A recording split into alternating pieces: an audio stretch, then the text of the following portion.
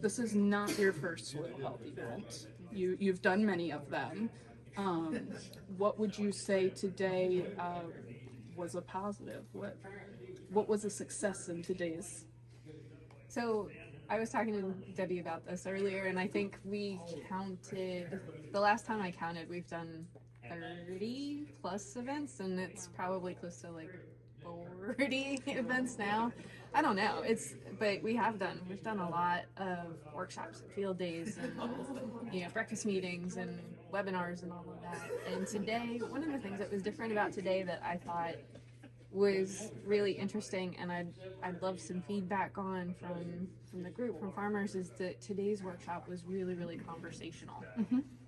So we didn't have 5 short presentations or 3 1-hour presentations. We had kind of 2 segments to it, and they were both more in depth and a lot more discussion and a lot more back and forth. And so I'm interested to see if that's something that people hooked onto, that they liked, or if they'd like to go back to something that's like a little faster paced and a little more topics and more information. So it's probably a mixed bag. It seemed to be positive reviews from who I've heard from so far. So that's good. What would you say is your favorite thing to do at a soil health event? Like, I know you do a lot with the farmer panels, picking out speakers. What do you think is the most important thing to get the audience here?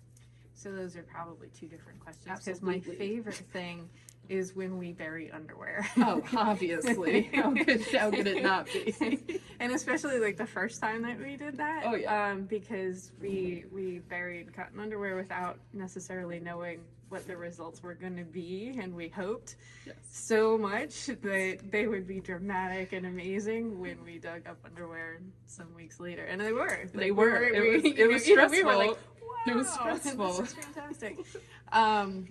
So that remains, kind of, because it's fun and because it's really dramatic, that remains one of my favorite things to do. And then I think the most important thing that we do is to set a stage where farmers can talk and exchange information, and they can hear research results, and that we kind of set a table for conversation to take place that might not otherwise. A chance to have a conversation with other farmers who are spending money, not people who are trying to sell you things. It opens up a whole new conversation aspect. Yeah. And we're talking to the farmer next door versus your seed salesman.